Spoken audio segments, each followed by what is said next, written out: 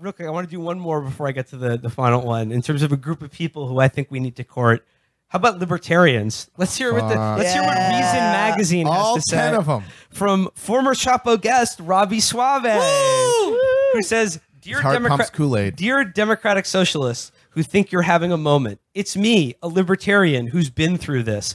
Robbie, I've got news for you. The libertarians in this country have never had a moment anything close to this. No. He actually wrote, "It's me." Yeah, it's me. Hello, it's me again. It's me. I'm Robbie Suave, and I'm very worried about iPhone case colors. He writes here, democratic socialism, the ideology which Ocasio-Cortez identifies, appears to be having a political moment, to which I say, as a libertarian who has been through the whole an idea whose time has finally come, good luck with that, comrades. Wrong. The signs are easy to misread. Didn't happen. Yeah, never happened. He's talking about Ron Paul, isn't he? Yeah. Being a libertarian now is like being a crackhead anytime after 1994. Who still does it? Like you ever see a crackhead like in 2018 and you're like, that has gotten so much bad press. Who are the new crackheads? Who still does this? And I feel that way with libertarians. How are you a tried and true 2018 libertarian?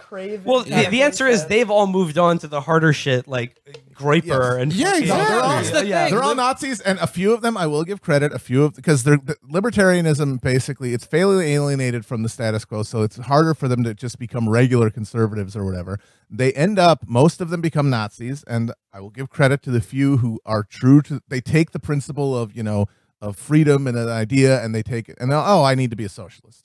And some of them do that, and I give those people credit. But most of them are just becoming Nazis. The ones that are left are in it for the fucking paycheck, like Robbie Suave. Right. The rest of them are the ones getting paid by the Koch brothers, getting paid by all these fucking stitched up think tanks and fake fucking periodicals that no one on earth buys. And that's the big difference. And that's what's This is what he writes.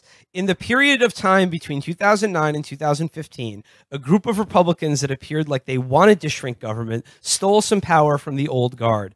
Time magazine dubbed Senator Rand Paul the most interesting man in national politics, and libertarianism was finally enjoying its political moment. Even the New York Times thought so. Finally. Oh, so, okay, wow. So you've got the biggest fucking slack-jawed rubes in politics to be slightly impressed by your fake fucking branding exercise. Congratulations. Well, yeah, but I mean, the point is that it delivered for the people that funded all this. Yes. Well, here's the thing. They did win because what libertarian leads to wins. You elected what in 2010 Justin Amash and Rand Paul. Yeah. You also elected dozens of Freedom Caucus psychotics, and they are at work eviscerating our fucking welfare state. And just because they have recognized correctly that all of this non-aggression principle. Non-aggression principle. Just because they've left that, shit by the wayside and have abandoned any, half-hearted bromides about, we believe in multiculturalism and shit like that, doesn't mean they're not fundamentally libertarians. Listen to this smug asshole. He says, while it's true that more and more people desire cultural freedom, specifically the kind of customization, choice, and control over their own lives that a libertarian worldview provides. Meaningless. Political libertarianism had much less support than it seemed. Voters didn't send the Tea Party to Washington to constrain government, and they ended up caring far less about crony capitalism than they did about illegal immigration. That's capitalism, you fucking asshole. What is non-political libertarianism? Like, I don't even understand. Well, here's the thing. Like Matt Brunig pointed this out to me, and like the libertarian, like again, the 12 people that Robbie Suave and the editors at Reason represent, their vision of libertarianism is only attractive if they sell it by agreeing with things that liberals and leftists already want and believe in. Like, that was the Ron Paul revolution. It was a bunch of dipshit college kids being like, who heard legalize no weed. war and legal weed, and were excited about that because he was the only candidate on either party talking about it. That was the only thing. And the thing is, there's nothing libertarian necessarily about either of those positions. Those positions are very much at home on the left. And that's the thing about this that makes it so funny, is that this guy is so up his own ass in his fucking Georgetown happy hours with all this pud-pulling fucking Cato buddies that they don't realize that libertarianism is entirely a paper tiger funded by wealthy people who give it the illusion of popular support. Whereas socialism, if it is properly understood and becomes something that can like actually reach out and be persuasively appealing to people, literally is the aspirations of the entire working class. That is slightly more fertile electoral ground than 12 Poindexters in D.C., who literally all of whom went to fucking George Mason and are getting paychecks to believe this shit, to create this fantasy that there's some cosmopolitan libertarianism that doesn't just devolve into straight Nazism as soon as pressure is applied to it. Robbie says, Ocasio-Cortez doesn't appear crazy. She's an eloquent, if naive and unspecific defender of far-left ideas. He's not as naive as me, the guy who literally thinks that the point of capitalism is to give me multiple places where I can get video game reviews. That's what he told us. Okay, and he also he said that on our show. Paragraph, he said that. Yeah, he said that. A paragraph above, he says, MSNBC's Chris Hayes, to his credit, was mildly incredulous about the future Congresswoman's agnostic definition of the term. And he's talking about how Cortez, when she's asked, like, what does it mean to be a socialist, says things like, to me, it's about the dignity of all people to have healthcare, education, a job, et cetera, and not being like workers control the means of production, right? When Robbie was on our show, I specifically asked him about the actual libertarian beliefs of Murray Rothbard and Hans Hermann Hoppe, which he disavowed explicitly and said, that's not the kind of libertarian I am. To me, libertarianism is about, as he said, getting the widest array of video game reviews from a different variety of sources. Hey, you want that? How about a UBI, idiot? Then every moron who games can be free can be free to post all day about their fucking video game preferences. So he goes, I do like the idea that his idea is that in a socialist government, you get one video review from like the Kotaku Central Committee, and every game gets one review, and it's the only one that you get. Matt, you jest, but were Chapo Year Zero to commence, Chris Person would be the only one allowed to do video game reviews. Yes. Well, ideally, there'd be no video games at all. So Robbie says, there's no doubt socialism. That's a schism. There's no doubt socialism, as defined in incredibly loose terms as a vast social welfare system, is gaining popularity among young Democrats. But libertarians have learned the hard way that it's all too easy to draw unwarranted conclusions and misdiagnose the moment, especially when the New York Times fawns over you. Think people actually like you. Yeah.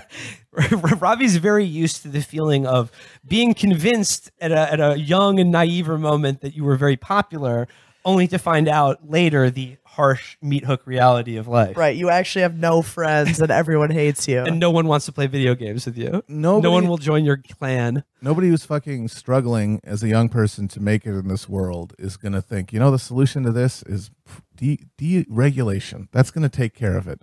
And they know that.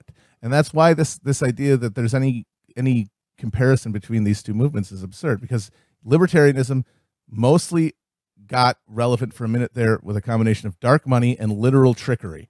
Just putting like the couple of good, you got like a bunch of rotten fucking vegetables and you've got two that are still good and you put those out front.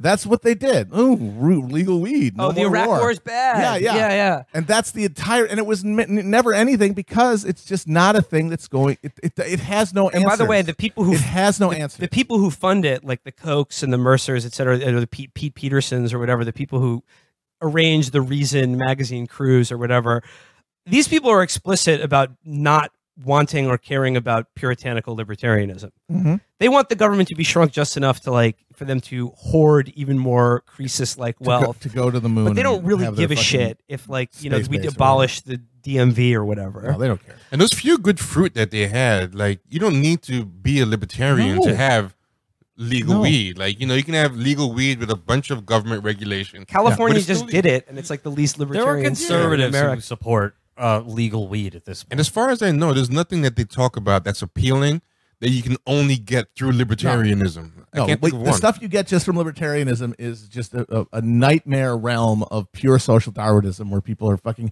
being picked up in the street with giant fucking like Soylent Green. Soylent Green bulldozers. Yeah. But really the thing is, I really do maintain this, they got what they ostensibly wanted from Donald Trump. Well, they got the tax cut. They got the tax cut. They get the deregulation. They get the evisceration of the social safety net. Right. They got this fucking right-wing Supreme Court justice who's going to keep making decisions like that. And they got something else. They got the fulfillment of their opposition to the Iraq War. No more big land wars.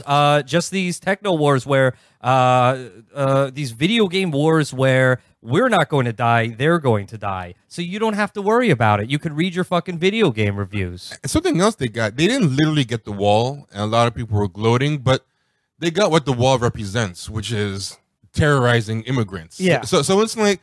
People talk about, oh, I see these liberals laughing because, oh, hey, Trump, where's that wall? And the people who that wall was red meat for, they're like yanking it to pictures of these kids in cages. They're fine. Like, okay, we don't have a wall, but we have a chain link fence. That's all the wall we need. As long as the wall is separating immigrants from us, we don't care if it's a chain link fence in a cage or if it's an actual literal wall. Or if you can see through it. Because it has to be transparent. The libertarian rage at Trump right now is the rage of Caliban holding up the mirror and seeing his own reflection. Well, la-di-da, Professor.